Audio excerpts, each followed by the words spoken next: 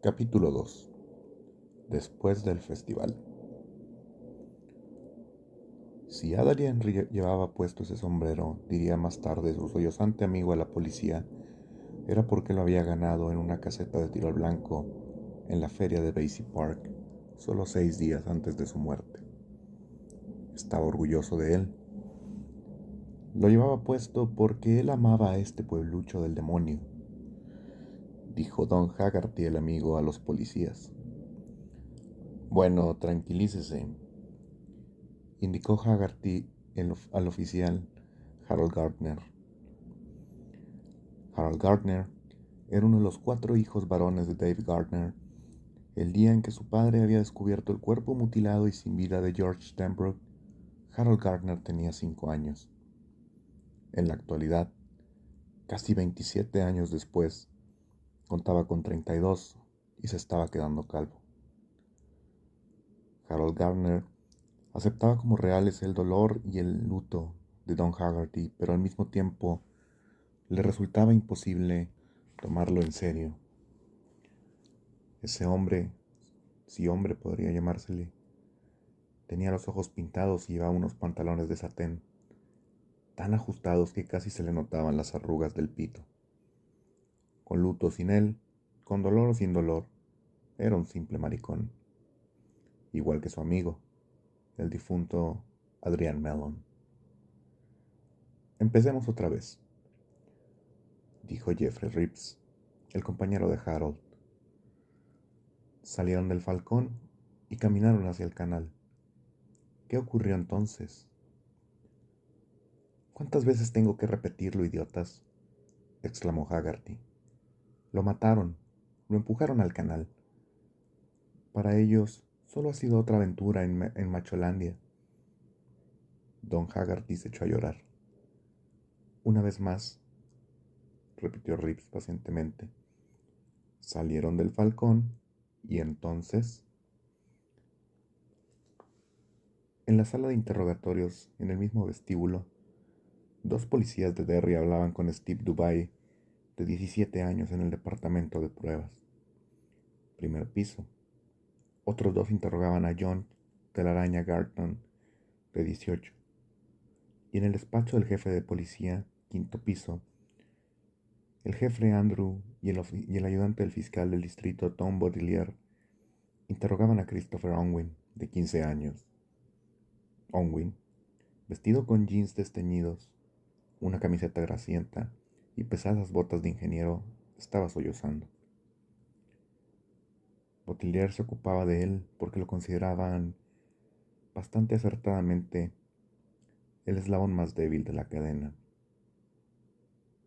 Empecemos otra vez, dijo Baudelaire, en el preciso momento en que Jeffrey Reeves decía lo mismo 2 pisos más abajo.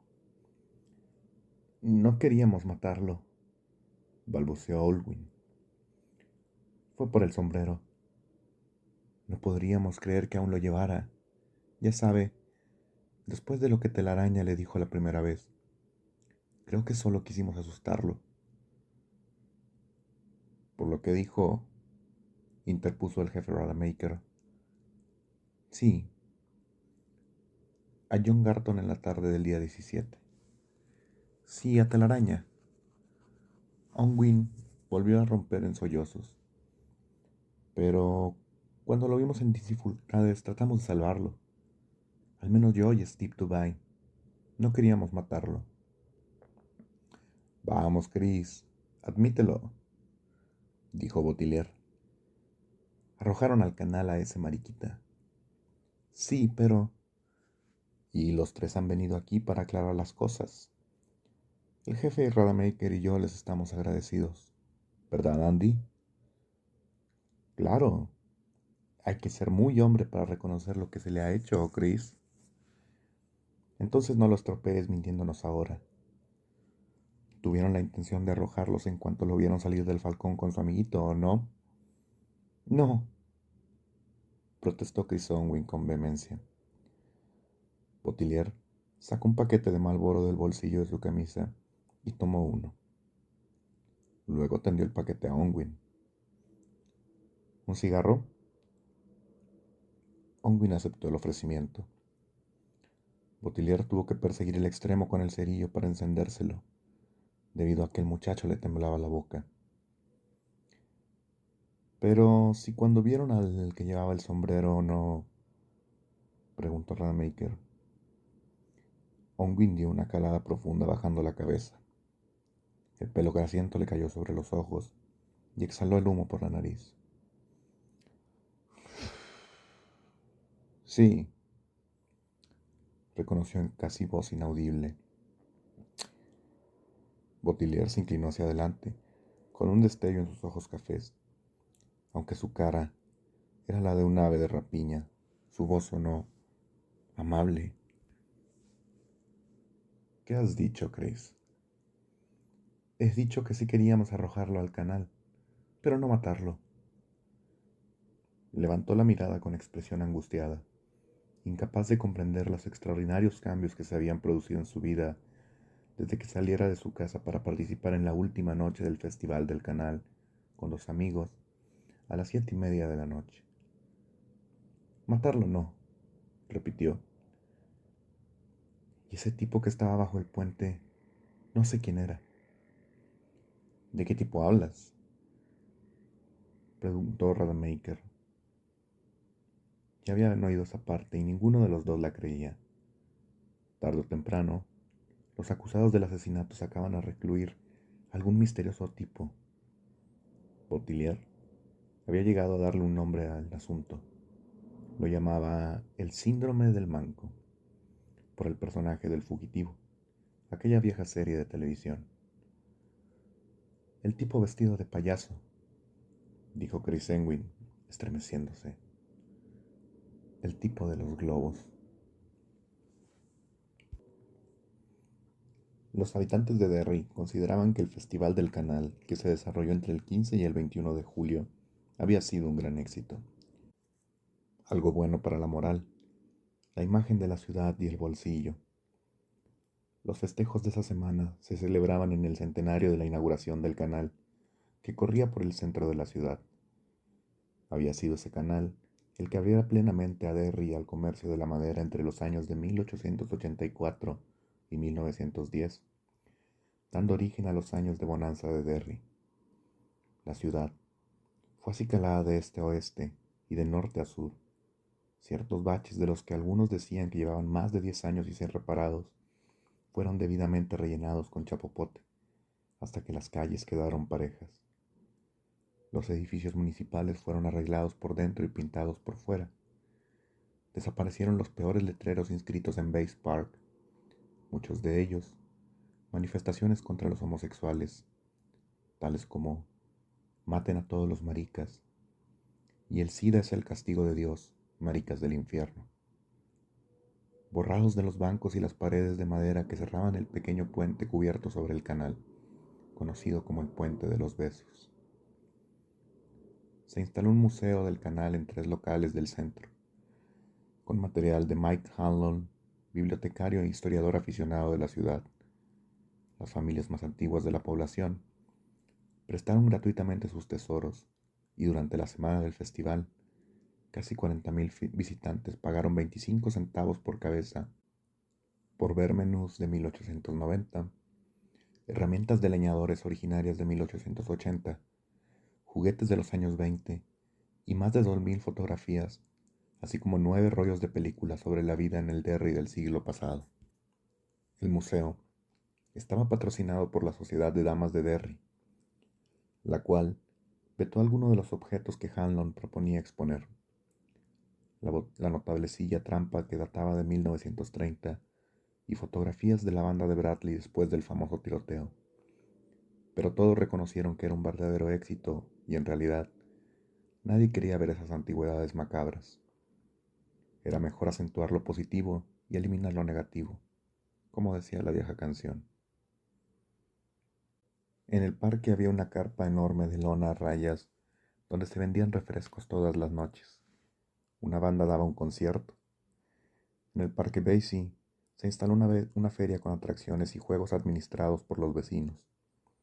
Un tranvía especial recorría las zonas históricas de la ciudad de una hora en hora. terminando el recorrido en la feria. Fue ahí donde Adrian Mellon ganó el sombrero a causa del que lo matarían. Un sombrero de copa hecho de papel, con una flor y una banda que rezaba: "Yo amo a Derry". Estoy cansado, dijo John Telaraña Garton. Como sus dos amigos, vestía imitando a Bruce Springsteen, aunque probablemente habría dicho que Springsteen era un chulo o un maricón, y que él prefería los tipos duros del heavy metal, como Def Leppard, Twisted Sisters o Judas Priest. Había arrancado las mangas de su camiseta azul para exhibir sus musculosos brazos. El peño castaño y espeso le caía sobre un ojo. Ese toque era más el estilo de John Cougar Mellencamp que de Springsteen. En los brazos tenía tatuajes azules, símbolos arcanos que parecían dibujados por un niño. No diré nada más. Cuéntanos solo lo del martes por la tarde en la feria, dijo Paul Hughes. Ese sórdido asunto preocupaba a Hughes. Una y otra vez, tenía la impresión de que el festival había finalizado con un último número que todos, de algún modo, estaban esperando. Aunque nadie se hubiera atrevido a notarlo en el programa de diario, si lo hubieran hecho, se habría leído lo siguiente. Sábado 21 horas. Concierto de la banda escuela secundaria de Derry y los menómanos de la barbería. Sábado 22 horas. Espectáculo de fuegos artificiales. Sábado 22:35 horas. Sacrificio ritual de Adrian Mellon, cerrando oficialmente el Festival del Canal. Al diablo con la feria, replicó Telaraña. Solo lo que tú le dijiste a Mellon y lo que él te dijo a ti. Maldita sea. Telaraña puso los ojos en blanco. Vamos, inténtalo, insistió el compañero de Hughes. Telaraña gruñó y luego volvió a empezar. Garton vio a Mellon y a Harty, contoneándose agarrados de la cintura y soltando risitas como un par de chicas. Al principio pensó que eran dos chicas. Luego reconoció a Mellon, pues ya se le había señalado antes, y en ese momento vio que Mellon volvía hacia Haggerty y que los dos se besaban brevemente. "Oh, voy a vomitar", exclamó Telaraña asqueado. Lo acompañaban Chris Unwin y Steve Dubai. Cuando Telaraña señaló a Mellon, Steve Dubai creyó reconocer al otro marica. Se llamaba Don y había recogido en su coche a un chico de la secundaria solo para meterle mano. Mellon y Haggerty volvieron a caminar hacia los tres muchachos, alejándose del tiro al blanco, rumbo a la salida de la feria. Telaraña Garton diría más tarde a los oficiales Hughes y Conley que se había sentido herido en el orgullo cívico al ver que un maricón de mierda llevaba un sombrero con la leyenda "Yo amo a Derry". Ese sombrero de copa con una flor, meneándose en todas direcciones, era una ridiculez, lo que al parecer hirió aún más el orgullo cívico de Telaraña. Cuando pasaron Melos y Haggerty, siempre abrazados por la cintura, Telaraña gritó: "Tendría que hacerte tragar ese sombrero asqueroso, marica". Mellon se volvió hacia Garton y respondió parpadeando con coquetería: "Si tienes hambre, tesoro, puedo conseguirte algo más sabroso que mi sombrero". Telaraña Garton decidió arreglarle el rostro al marica. En la geografía de esa cara se alzarían montañas y en los continentes cambiarían de sitio. No iba a tolerar que nadie se mofara de él. Nadie. Cuando echó hacia andar hacia Mellon, Haggerty alarmado trató de llevarse a su amigo, pero este se mantuvo firme sonriendo. Más tarde, Garton diría a los oficiales Hughes y Conley que Mellon debía estar drogado. Sí, en efecto, reconocería a Haggerty al serle sugerida la idea por los oficiales Gardner y Reeves. Se había drogado con 2 buñuelos untados de miel y con la feria. No había podido reconocer, por tanto, la amenaza real que representaba Telaraña Garton. Pero así era Adrian, dijo Don, enjugándose los ojos con un pañuelo de papel y estropeándose la sombra brillante de los párpados. Era uno de esos tontos que pensaba que todo saldría bien. Melan había podido resultar seriamente herido si en ese momento Garton no hubiera sentido un golpecito en el codo. Era un bastón de goma. Al girar la cabeza, se encontró con el oficial Frank, de la policía de Derry. Será mejor que te largues, le dijo Frank, y dejes esas locas en paz. Venga, muévete. Pero me han insultado, replicó Telaraña. Onwee y Dubey, olfateando problemas, trataron de que Garton siguiera caminando con ellos, pero él se zafó violentamente. Su hombría acababa de sufrir un insulto que debía de ser vengado. Olvídalo, repuso Frank. Anda, sigue caminando. No quiero tener que llevarte a la comisaría. Pero me ha tratado de maricón. ¿Y qué te preocupa? Preguntó Frank, con sarcasmo, mientras Garton se ruborizó intensamente. Durante ese diálogo, Haggerty trataba con creciente desesperación de alejar a Adrian Mellon de la escena. Adiós, cariño, se despidió Adrian con descaro.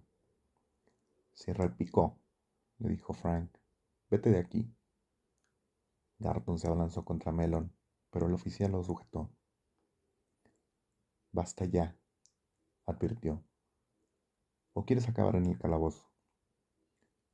La próxima vez me las vas a pagar, aulló Garton a la pareja que se marchaba, haciendo girar muchas cabezas en su dirección. Y si te veo con ese sombrero te voy a matar. En esta ciudad no necesitamos maricas como tú. Melón, sin volverse, agitó los dedos de la mano izquierda. Llevaba las uñas pintadas de color rojo cereza y se alejó contoneándose provocativamente. Garton intentó ir tras él. Una palabra, un movimiento y te arresto, advirtió Frank suavemente. Hablo en serio. Vamos, telaraña, dijo Kersonwin. Tranquilo. ¿A usted le gustan esos tipos? Preguntó telaraña Frank, ignorando a Chris y a Steve. Diga, ¿le gustan? Los mariquitas no me preocupan, aseguró Frank. Mi trabajo consiste en mantener el orden y tú estás perturbándolo. Ahora bien, ¿quieres dar una vuelta conmigo o no? Vámonos, telaraña, dijo Steve Dubay en voz baja. Telaraña se avinó a razones y arreglándose la camisa con movimientos exagerados y apartándose el pelo de los ojos, siguió a sus amigos. Frank, quien también prestó atención a las declaraciones a la mañana siguiente a la muerte de Adrian Mellon, dijo: Lo último que le oí decir cuando se alejaba de sus compañeros fue: la próxima vez la pagará caro. Por favor, tengo que hablar con mi madre, dijo Steve Dubey por tercera vez. Si ella no ablanda a mi padrastro cuando yo vuelva a casa, se organizará una batalla de los 1000 demonios. No seas impaciente, le dijo el oficial Charles Avarino. Tanto Avarino como su compañero Barney sabían que Steve Dubey no volverá a casa esa noche, ni las siguientes. El muchacho no parecía darse cuenta del apuro en el que estaba. Avarino no se sorprendió al comprobar que Dubey había dejado la escuela a los 16 años, antes de obtener el certificado. Su coeficiente intelectual era 68, según el test Wechsler al que habían sometido durante una de sus 3 repeticiones del séptimo curso. Dinos qué pasó cuando vieron a Mellon salir del Falcón. Mejor dejémoslo. Vaya, ¿y eso? Preguntó Avarino. Me parece que ya he hablado demasiado. Viniste para eso, ¿no? Repuso Avarino. Bueno, sí, pero... Escucha, dijo Morrison con suavidad, sentándose junto a él y ofreciéndole un cigarro. ¿Crees que a mí y a Chick nos gustan los maricas? No sé. Tenemos pinta de que nos gusten los maricas. No, pero... Somos tus amigos, Steve, dijo Morrison. Y créeme, tú, Chris y Telaraña necesitarán amigos en estos momentos, porque mañana los ciudadanos de Derry estarán pidiendo sus cabezas. Steve Dubay pareció alarmarse. Avarino, que casi podía leerla conjuntamente de aquel vándalo, sospechó que estaba pensando otra vez en su padrastro. Y aunque Avarino no sentía ningún aprecio por la pequeña comunidad gay de Derry, como cualquier otro miembro de la policía, le habría gustado cerrar el Falcón para siempre. Habría sentido un gran placer en llevarlo personalmente a Dubái a su casa. Más aún, le habría encantado sujetarlo mientras el padrastro se ensañaba. A Avarino no le gustaban los homosexuales, pero no por eso pensaba que se les debía torturar o asesinar. A Melon lo habían destrozado. Cuando lo sacaron a la superficie, bajo el puente del canal, tenía los ojos abiertos y dilatados por el terror, y ese joven no tenía la menor idea de lo que había ayudado a hacer.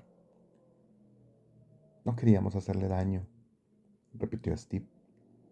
Era la posición a la cual retrocedía cada vez que se sentía ligeramente confuso. Por eso te conviene llevarla bien con nosotros, dijo Avarino con gravedad. Si dices toda la verdad ahora, a lo mejor esto no pasa de un incidente mínimo, ¿verdad, Barney? Muy cierto, concordó Morrison. Y bien, ¿qué me dices? Insistió Avarino. Bueno, y Steve lentamente empezó a hablar. Cuando Elmer Curti inauguró el Falcon en 1973, pensaba que su clientela estaría compuesta principalmente por los pasajeros del autobús. La terminal vecina recibía 3 líneas diferentes, pero no se le ocurrió que muchos de los pasajeros eran mujeres o familias con niños pequeños, y que otros llevaban sus propias botellas y no bajaban del autobús. Quienes lo hacían eran habitualmente soldados o marinos que solo consumían cerveza. Después de todo, nadie suele emborracharse en una parada de 10 minutos. Corty empezó a descubrir alguna de esas verdades hacia 1977, pero por entonces ya era demasiado tarde. Estaba endeudado hasta el tope y no podía salir del saldo en rojo. Se le ocurrió encender el negocio para cobrar el seguro, pero tendría que contratar a un profesional, y no tenía idea de dónde podría contratarse a un incendiario profesional. En febrero de ese año, decidió esperar hasta el 4 de julio. Si por entonces las cosas no mejoraban, tomaría un autobús y vería qué podía hacer en Florida. Pero en los 5 meses siguientes llegó una asombrosa prosperidad al bar, que estaba pintado en negro y oro, con decoraciones de pájaros embalsamados. El hermano de Elmer Curti había sido un aficionado a la taxidermia, especializado en aves, y él había heredado sus cosas después de su muerte. De pronto, en vez de servir 60 cervezas y 20 copas por noche, Elmer se encontró sirviendo 80 cervezas y 100 copias, 120, a veces 160. Su clientela era joven, cortés y casi exclusivamente masculina. Muchos de sus parroquianos vestían de modo extravagante, pero en esos años la vestimenta extravagante era casi reglamentaria. Hasta 1981 Elmer Curti no se dio cuenta de que la mayoría de sus clientes eran homosexuales. Si los habitantes de Derry lo hubieran oído decir eso, habrían pensado que Elmer Curti los tomaba por tontos. Pero era verdad. Como el caso del marido engañado, fue prácticamente el último en enterarse, y por entonces ya no le importaba. El bar daba dinero, y aunque había otros 4 en Derry que daban ganancia, solo el Falcon no había parroquianos revoltosos que destrozaban periódicamente el local. Para empezar, no había mujeres por las que pelearse, y esos hombres, maricas o no, parecían haber descubierto algún secreto para llevarse bien, cada uno con sus equivalentes heterosexuales que desconocían. Una vez consciente de las preferencias sexuales de sus parroquianos, Elmer comenzó a oír rumores escalofriantes sobre el Falcon por todas partes. Circulaban desde hace años, pero hasta entonces Curti no había tenido noticia de ellos.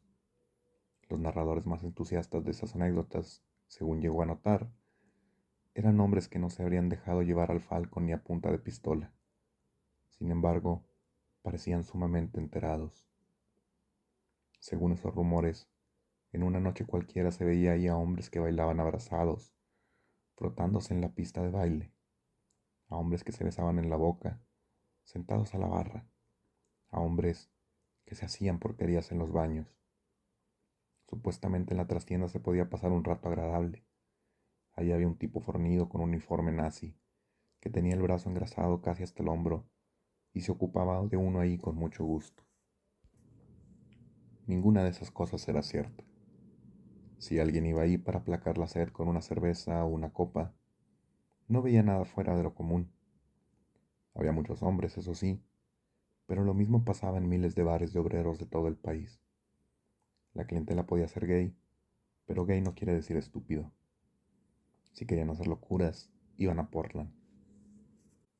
Y si querían hacer locuras gordas como en las películas, iban a Nueva York o a Boston. Derry era una ciudad pequeña y provinciana. Su pequeña comunidad homosexual conocía bien sus limitaciones. Don Haggerty llevaba 2 o 3 años concurriendo al Falcon, cuando, aquella noche de marzo de 1984, apareció por primera vez con Adrian Mellon. Hasta entonces, había sido de los que les gusta variar.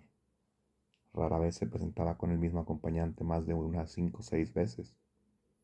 Pero si a fines de abril, hasta el propio Mercurti, a quien le importaban muy poco esas cosas, notó que Haggerty y Mellon se estaban tomando la relación en serio. Haggerty trabajaba como dibujante para una empresa de ingenieros en Bangor. Adrian Mellon era escritor independiente. Publicaba cuando y donde podía, en revistas de compañías aéreas, en publicaciones restringidas, en diarios provincianos, suplementos dominicales o revistas de sexo. Estaba escribiendo una novela en la que llevaba trabajando desde su tercer año de universidad, hacía ya 12. Había ido a Derry para escribir un artículo sobre el canal para el New England Byway, una publicación quincenal que aparecía en Concord. Adrian Mellon había aceptado el encargo porque así podía sacarle al Byway dinero para 3 semanas, incluyendo una bonita habitación en el Derry Townhouse y reunir todo el material necesario en 5 días. Dedicaría las otras 2 semanas a reunir el material para 3 o 4 artículos regionales más. Pero en ese periodo conoció a Don Haggerty, y en vez de volver a Portland al terminar las 3 semanas, buscó un pequeño departamento en una calle discreta. Solo residió ahí 6 semanas, antes de irse a vivir con Don Haggerty. Ese verano, dijo Haggerty a Harold Gardner y a Jeff Drapes, fue para Adrián el más feliz de su vida. Habría debido saberlo, dijo. Habría debido saber que, si Dios tiende una alfombra a personas como él, es solo para quitársela repentinamente de abajo de los pies. La única sombra, dijo, era el extraño apego que Adrián sentía por Derry.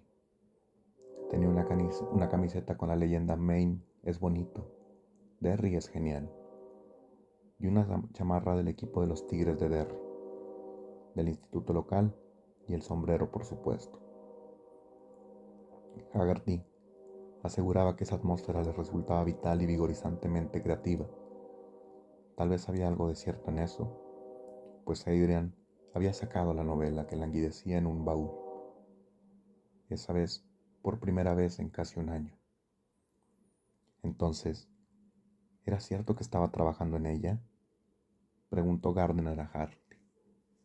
En realidad no le importaba, pero quería que siguiera hablando. Sí, escribió página tras página. Tal vez fuera una novela horrible, pero al menos no sería horrible e inconclusa. Esperaba terminarla para el cumpleaños de Adrian en octubre. Él no sabía, por supuesto, cómo es Derry. Creía saberlo, pero no había vivido aquí el tiempo suficiente para verle la verdadera cara. Yo trataba de advertirle, pero él no me prestaba atención. ¿Y cuál es la verdadera cara de Derry, Don?, preguntó Reeves. Se parece a una prostituta muerta en el trasero lleno de gusanos, dijo Don Haggerty. Los dos policías lo miraron sorprendidos. Es un lugar malo, prosiguió Haggerty. Una cloaca. ¿Van a decirme que ustedes no lo saben? ¿Han pasado toda la vida aquí y no lo saben? Ninguno de ellos respondió. Luego Haggerty siguió hablando. Hasta la aparición de Adrian Mellon en su vida, Don siempre había pensado en marcharse de Derry. Llevaba 3 años ahí. Había alquilado un departamento con una estupenda vista al río, pero el contrato estaba por vencer, y Don se alegraba. Se acabarían los largos viajes de ida y vuelta a Bangor, y las vibraciones extrañas. Una vez le dijo a Adrian que en Derry siempre se sentía como si fueran las 25 horas. A Adrian parecía parecerle una ciudad estupenda, pero Don le daba miedo. No solo por la cerrada fobia contra los homosexuales, actitud expresada tanto en los sermones del predicador como en los letreros pintarrajeados en Base Park. Se había echado a reír. En toda ciudad estadounidense, Don, hay personas que odian a los gays, dijo. No me digas que los ignoras. Después de todo, estamos en la era de Ronnie Heron y Phyllis Houseville. Acompáñame a Base Park, respondió Don, al ver que Adrian creía que Derry era como cualquier otro lugar del país. Quiero mostrarte algo. Fueron en el coche a Base Park. Eran los últimos días de la primavera, un mes antes de que asesinaran a Adrian, dijo Haggerty a los policías. Llevó a su amigo hasta las sombras oscuras y de un olor vagamente desagradable del Puente de los Besos. Señaló una de las pintadas. Adrián tuvo que encender un cerillo y acercarse para leerla.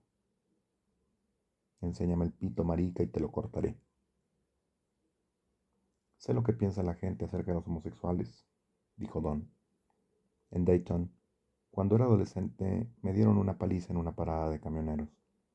En Portland, unos tipos prendieron fuego a mis zapatos ante una cafetería, mientras un policía gordo y nalgón se reía en la patrulla. He visto muchas cosas, pero nunca algo tan bestia. Mira aquí. Encendió otro cerillo y leyeron. Clavos en los ojos a todos los maricas, en el nombre de Dios. Quien sea el que escribe estas pequeñas homilias es un caso grave de demencia profunda. No me sentiría tan mal si supiera que se trata de una sola persona, de un enfermo aislado, pero Don señaló toda la longitud del puente con un vago ademán del brazo. Hay muchas cosas como esta, y no creo que las haya escrito una sola persona. Por eso quiero marcharme de Derry, Adri. Hay demasiados lugares y demasiada gente aquí que parecen afectados de demencia profunda. Bueno, espera que termine mi novela, ¿quieres? Por favor, hasta octubre. Nada más, te lo prometo. Aquí el aire es mejor. Adrian no sabía que el peligro estaba en el agua, dijo don Haggerty amargamente a los policías. Tom Botiliar y el jefe Rademacher se inclinaron hacia adelante y aguzaron el oído. Chris Owen, sentado con la cabeza agacha, hablaba monótonamente a un interlocutor invisible. Esa era la parte que les interesaba oír, la parte que lo enviaría a la cárcel, a él y a dos de esos salvajes. La feria era una mierda, dijo Onwin. Ya estaban cerrando la montaña rusa, la batidora y los coches locos. Lo único abierto eran los juegos para niños. Así que seguimos caminando hasta que Telaraña vio el tiro al blanco y pagó 50 centavos. Y entonces vio un sombrero como el del maricón y trató de acertarle, pero fallaba y fallaba. Y cada vez que se equivocaba se ponía peor, ¿sabe? Y Steve es el que pasaba diciendo tranquilo, ¿y por qué carajo no te tranquilizas, sabe? Pero esa noche estaba insoportable, porque tomó de esa pastilla. ¿No sabe qué pastilla? Una roja, a lo mejor hasta legal, pero tenía pique con Telaraña. Yo pensé que Telaraña le iba a pegar, ¿sabe? Le decía, no sirves ni para ganar ese sombrero de marica. Tienes que ser muy malo para no ganar ni ese sombrero de marica. Al final la señora le dio un premio, aunque no había acertado. Creo que para que nos fuéramos. No sé, a lo mejor no, pero creo que sí. Era una de esas cosas que hacen ruido. Uno sopla y eso se infla y se desenrolla y hace un ruido como de pedo. Yo tenía uno que me regalaron por Navidad o por Reyes o algo así, y me gustaba mucho, pero lo perdí. O a lo mejor alguien me lo robó en esa mierda de escuela. Bueno, cuando la feria estaba por cerrar, Steve seguía con el rollo de que Telaraña no era capaz de ganar un sombrero de marica, ¿sabe? Y Telaraña no decía nada, y me di cuenta de que era mala señal, pero no sabía qué hacer. Quería cambiar de conversación, pero no se me ocurría nada. Cuando fuimos al estacionamiento, Steve dijo, ¿a dónde quieren ir? ¿A casa? Y Telaraña, pasemos primero por el Falcon a ver si ese marica está por ahí. Butler y Radamacher cambiaron una mirada. Butler levantó un dedo y se dio unos golpecitos en la mejilla. Aunque aquel tonto de las botas con flecos no lo sabía, estaba hablando de asesinato en primer grado. Y yo que no, que tengo que ir a casa. Y Telaraña que sí me da miedo pasar por el bar de los maricas. Entonces le digo, no, qué carajo. Y Steve todavía estaba con esa pastilla, dice, vamos a hacer puré de marica, vamos a hacer puré de marica. Las cosas se combinaron de manera que todo salió mal para todo el mundo. Adrian Mellon y Don Haggerty salieron del Falcon después de tomar un par de cervezas. Pasaron junto a la terminal de autobuses y se tomaron de la mano. Ninguno de los dos reparó en lo que hacía, simplemente una costumbre. Por entonces eran las 10:30. Llegaron a la esquina y giraron a la izquierda. El puente de los Besos distaba 700 u 800 metros de ahí. Río arriba, ellos pensaron en cruzar por el puente de Main Street, menos pintoresco. El Kenduskeag estaba abajo. Como todos los veranos, no había más que 1,20 m de agua corriendo, inquieta, por entre las comunas del cemento. Cuando el Douster se les adelantó, Steve Dubé los había avistado salir del Falcon. Estaba al borde del vado. ¡Para!, aulló Telaraña Garton. Los dos hombres acababan de pasar bajo una lámpara, y él vio que iban de la mano. Eso lo enfureció, pero no tanto como ese sombrero. La flor de papel se meneaba locamente. ¡Para, maldita sea! Steve obedeció. Chris Onwin negaría su participación activa en lo que siguió, pero Don Haggerty contaba otra cosa. Según dijo, Gardon había bajado el automóvil casi antes de que éste se detuviera. Los otros dos lo siguieron de inmediato. Esa noche, Adrian no trató de mostrarse descarado ni falsamente coqueto. Se daba cuenta que estaban metidos en una bronca. Dame ese sombrero, dijo Gardon. ¿No me has oído, marica? Si te lo doy, ¿nos dejarás en paz? Adrian jadeaba de miedo, casi llorando. Paseaba la mirada entre Onway, Dubay y Gardon aterrorizado. Dámelo, carajo. Adrian se lo entregó. Gardon sacó una navaja del bolsillo y lo cortó en dos. Después de frotarse los trozos contra el trasero de los jeans, los dejó caer y los pisoteó. Don Haggerty retrocedió un poco, mientras los muchachos repartían su atención entre Adrian y el sombrero, tratando de divisar un policía. Bien, nos dejas en... comenzó Adrian. Fue entonces cuando Gardon lo golpeó en la cara arrojándolo contra el barandal del puente que le llegaba a la cintura. Adrian gritó llevándose las manos a la boca ensangrentada. ¡Adri!, gritó Haggerty. Dubay le puso una zancadilla y Gantron le soltó una patada en el estómago arrojándolo a la calzada. Pasó un automóvil. Haggerty se incorporó sobre las rodillas y gritó pidiendo ayuda. No minoró la marcha, según dijo a Gardner Sir Reeves. El conductor ni siquiera volteó la cabeza. Cállate, marica, dijo Dubay y le pateó la cara. Haggerty cayó de lado contra la alcantarilla, semi-inconsciente. Pocos instantes después, oyó la voz de Chris Onwin. Le decía que se fuera si no quería recibir lo mismo que su amigo. En su propia declaración, Onwin confirmó esa advertencia. Haggerty oyó golpes sordos y gritos de su amante. Adrian parecía un conejo atrapado en una trampa, dijo al policía. Él se arrastró hacia la esquina, hacia las luces de la terminal de autobuses. Cuando estuvo a cierta distancia, se volvió a mirar. Adrian Mellon, que medía poco más de 1,70 m y pesaba 70 kilos, Pasaba de Garton a Dubái y de Dubái a Onwin en una especie de juego a tres bandas. Parecía un muñeco de trapo. Lo estaban moliendo a puñetazos, desgarrándole la ropa. Garton le golpeó en la entrepierna.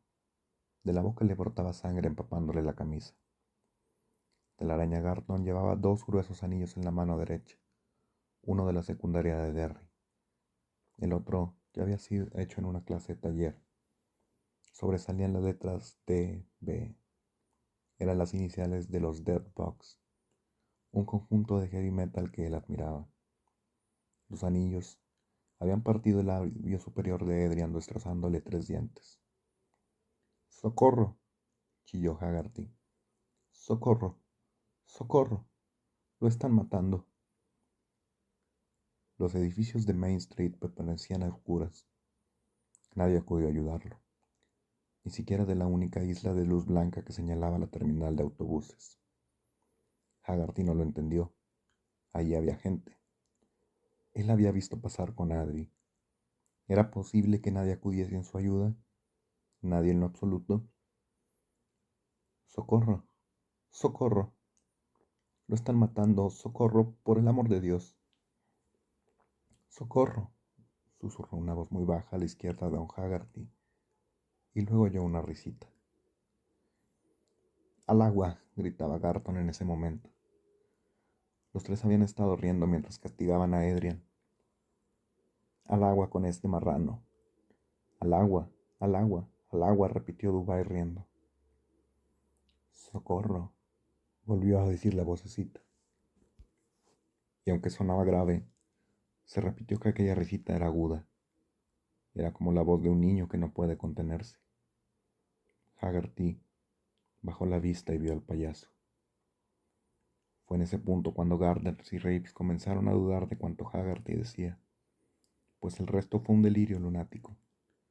Más tarde, sin embargo, Harold Garner vaciló, al descubrir que el muchacho Onwin también había visto a un payaso. Al menos eso decía. Tuvo sus dudas.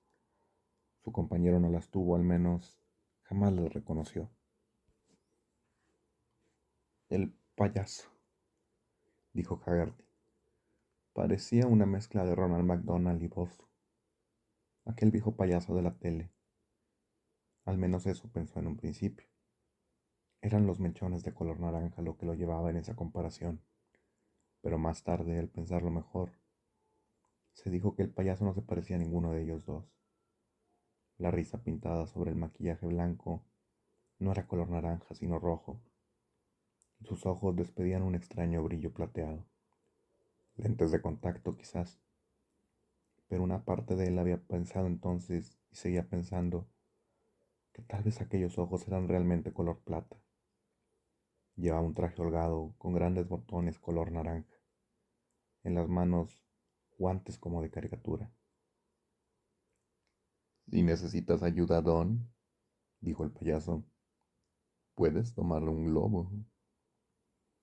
Y le ofreció el manojo que tenía en una mano. «Flotan», dijo. «Aquí abajo todos flotamos. Muy pronto tu amigo también flotará». «Con que ese payaso lo llamó por su nombre», dijo Jeff Reeves con tono inexpresivo. Miró a Harold Garner por sobre la cabeza, inclinándose hacia Haggerty y guiñó un ojo. «Sí», confirmó Haggerty sin levantar la vista. «Adelante. Pueden pensar que estoy loco». «Entonces lo arrojaste al agua», dijo Boutillier. «Yo no», replicó Onwin, levantando la vista. Se apartó el pelo de los ojos y lo miró con ansiedad. Cuando vi que lo decían en serio, traté de apartar a Steve. Temí que el marica se hiciese daño. Hasta el agua hay unos 3 metros. Había 6 metros 90. Uno de los hombres de Rademacher ya había tomado la medida. Pero Telaraña estaba fuera de sí. Los dos seguían gritando al agua, y lo levantaron. Telaraña lo sostenía por los brazos y Steve por el trasero, y cuando Haggerty vio que lo intentaban hacer, corrió hacia ellos gritando a todo pulmón. No, no, no. Chris Onwin le dio un empujón y Haggerty cayó al suelo. ¿Quieres ir al agua tú también? Susurró. Mejor vete de aquí. A continuación, arrojaron a Adrian Mellon por el puente. ¡Larguémonos!, exclamó Steve Dubay. Él y Webby ya retrocedían hacia el automóvil. Chris Onwin se acercó al barandal para mirar. Vio a Haggerty bajar resbalando por el terraplén de hierbas y sembrado de basura hacia el agua. Luego vio al payaso. El payaso estaba sacando a Adrián por el otro lado, con un brazo. En la otra mano sostenía los globos. Adrián gemía empapado y sofocado. El payaso volvió la cabeza hacia Chris con una amplia sonrisa. Chris le vio los ojos plateados brillantes y los dientes. Dientes grandes, dijo.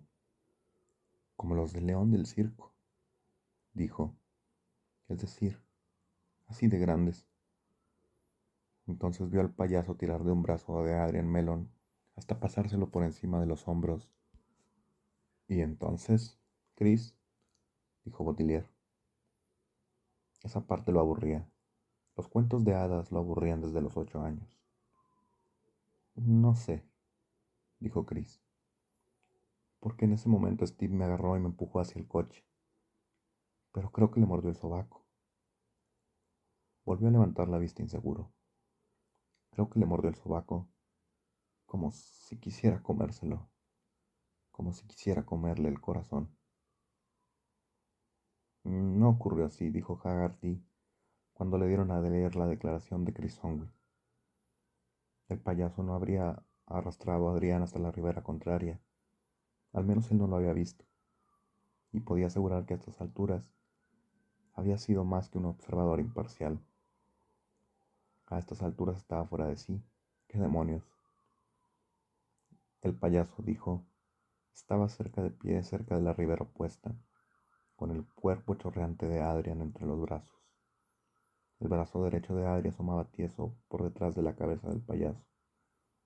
Y era cierto que la cara del payaso estaba contra la axila de Adrián, pero no lo mordía. Estaba sonriendo. Haggerty lo vio mirar por debajo del brazo de su amigo y sonreír. El payaso estrujó los brazos de Adrián y Haggerty oyó crujir las costillas. Adri gritó.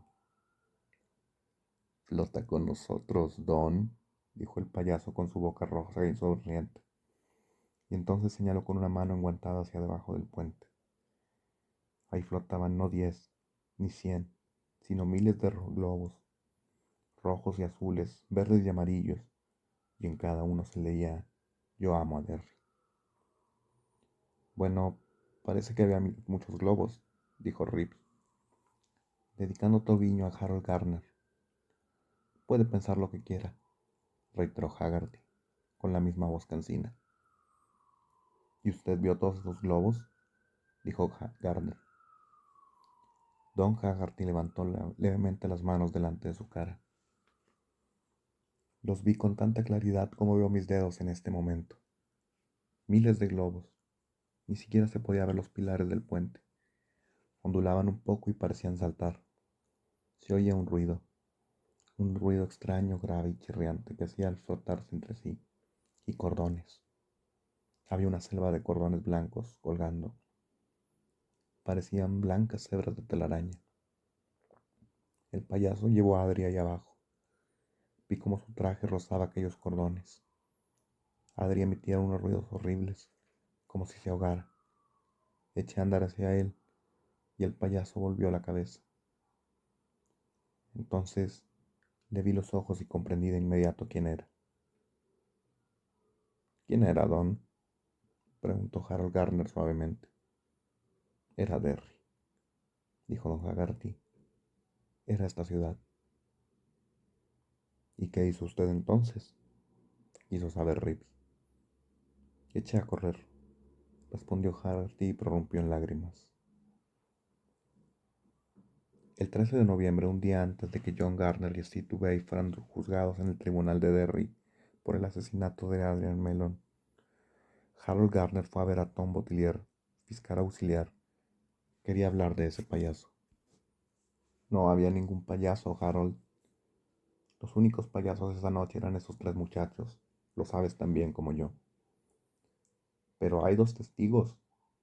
Oh, tonterías. Onwin decidió sacar a relucir al manco con lo de nosotros no matamos al marica. Fue el manco. Cuando advirtió que se había metido en una bronca, en cuanto a Haggerty, estaba histérico. Había visto morir a su mejor amigo. No me sorprendería que hubiese visto ovnis. Pero Butilier tenía otras ideas. Garner se lo leyó en los ojos. Que el fiscal auxiliar esquivara la responsabilidad lo irritó. Vamos, dijo. Estamos hablando de dos testigos independientes. No me vengas con basura. Ah, ¿quieres que hablemos de basura? ¿Vas a decirme que quieres que la existencia de un payaso vampiro bajo el puente de Main Street? Eso sí que es basura.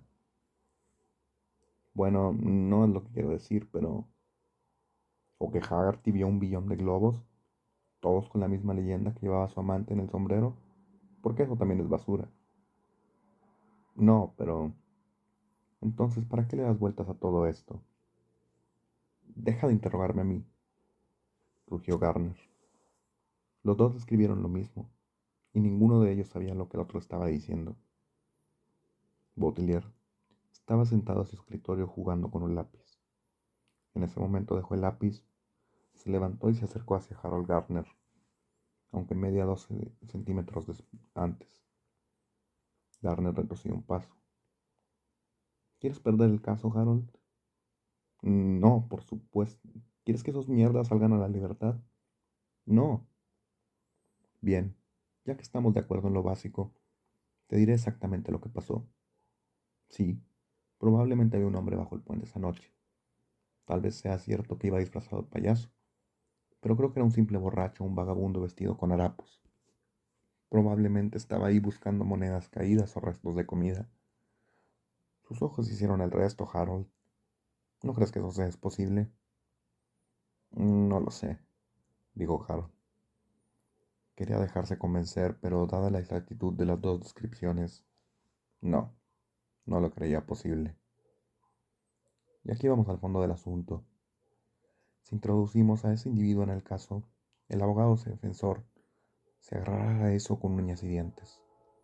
Dirá que esos dos corderitos solo arrojaron a ese homosexual de Mellon desde el puente para jugar y señalará que Mellon todavía estaba con vida después de la caída.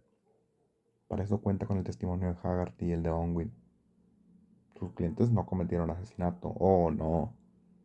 Fue un psicópata vestido de payaso. Si introducimos esto, eso es lo que va a pasar. Lo sabes. De todos modos, Onwin hablará de eso.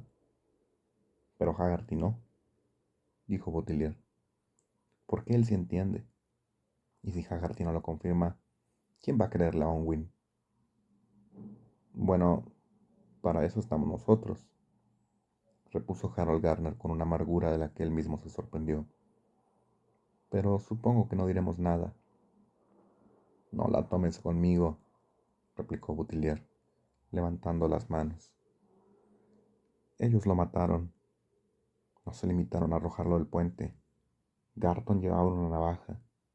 Mellon recibió 7 puñaladas, una de ellas en el pulmón izquierdo, 2 en los testículos, y las heridas coinciden con el arma.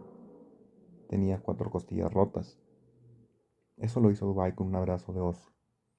Tenía mordeduras en los brazos, en la mejilla izquierda y en el cuello.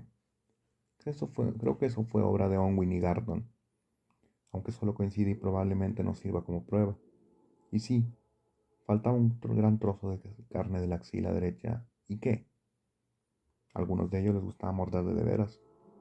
Probablemente se excitó al hacerlo. Apostaría que fue Gardon, aunque jamás podremos probarlo. Y faltaba el lóbulo de una oreja. Bautilier se interrumpió fulminando a Harold con la mirada. Si dejamos que aparezca esa historia del payaso, será imposible encarcelarlos. ¿Eso es lo que deseas? El tipo era un marica, pero no le hacía daño a nadie, agregó Butilier. Y esas 3 lacas sociales con sus botas militares le quitaron la vida. Los quiero en la cárcel, amigo. Y si me entero que les dan por el culo en Thomastown, les enviaré una tarjeta diciéndole que ojalá los hayan contagiado de SIDA. Muy impresionante, pensó Gardner. Y esas condenas quedarán muy bien en tu currículum cuando te presentes para fiscal de distrito dentro de 2 años. Pero se marchó sin decir más, porque él también quería verlos entre rejas. John Weber Garton fue declarado culpable de homicidio en primer grado y sentenciado a la pena de 10 a 20 años en el presidio de Thomastown. Steve Bishop Dubey, convicto de homicidio en primer grado, recibió una condena de 15 años en la cárcel de Shawshanks. Christopher Philip Unwin fue juzgado aparte, como delincuente juvenil, y declarado culpable de homicidio en segundo grado. Fue sentenciado a 6 meses en la correccional de South Windham y quedó en libertad provisional. Las 3 sentencias fueron recurridas. A Garton y a Dubey se les puede ver en un día cualquiera mirando a las chicas o paseando por Bates Park, no lejos del sitio donde apareció el cadáver desgarrado de Mellon, flotando contra uno de los pilares bajo el puente de Main Street. Don Haggart y Chris Unwin abandonaron la ciudad. En el juicio principal del de Garton y Dubey, nadie mencionó la existencia de un payaso.